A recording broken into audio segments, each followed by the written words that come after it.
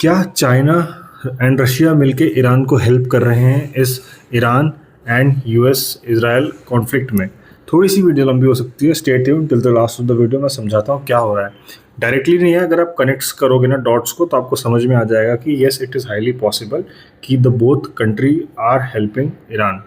सो basically हो क्या रहा है, अगर आपने रिसेंट डेवलपमेंट्स देखी होगी इस वॉर में, जो ईरान के रिटेलिएशंस जा रहे हैं वो एकदम प्रिसीजन के साथ जा रहे हैं एंड एकदम एक्यूरेट जा रहे हैं।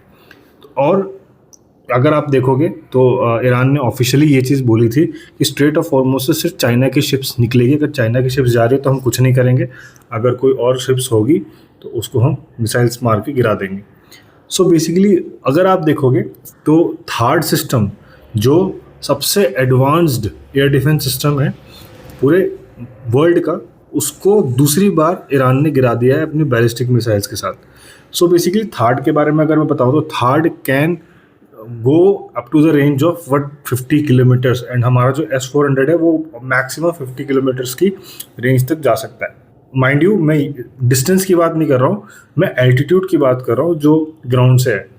सो बेसिकली हो क्या रहा है कि अब ईरान के पास कोई ऐसा सैटेलाइट खुद का है नहीं एंड उनके पास कोई भी ऐसा कुछ नहीं है जिससे वो हाई एकदम रियल टाइम इंटेल उसको मिल पाए। तो उसको इंटेल दे कौन रहा होगा? रशिया। एंड रशिया का अगर हिस्ट्री देखेंगे तो रशिया एंड यूक्रेन का जब कॉन्फ्लिक्ट शुरू हुआ था तो जितने भी रशिया के ड्रोन्स थे वो most of the drones Iran से लिए गए थे एंड ईरान ने रशिया को हेल्प किया था रशिया एंड यूक्रेन कॉन्फ्लिक्ट में। ये नंबर 1 पॉइंट है।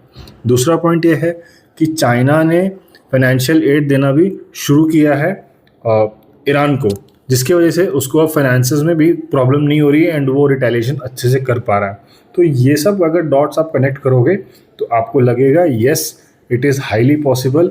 But on the other hand ये भी हो सकता है कि रशिया अपने वॉर में इन्वॉल्व है, अपना वो नहीं कर रहा हो, या चाइना डायरेक्टली इंटेल भी दे रहा हो, फाइनेंशियल एड भी दे रहा हो। बिकॉज ये दोनों कंट्रीज़ को बहुत फ़ायदा रहने वाला है अगर अमेरिका जितना दिन तक बिजी रहता है इस वॉर में, तब तक रशिया एंड चाइना को बेनिफिशियल रहने वाला है।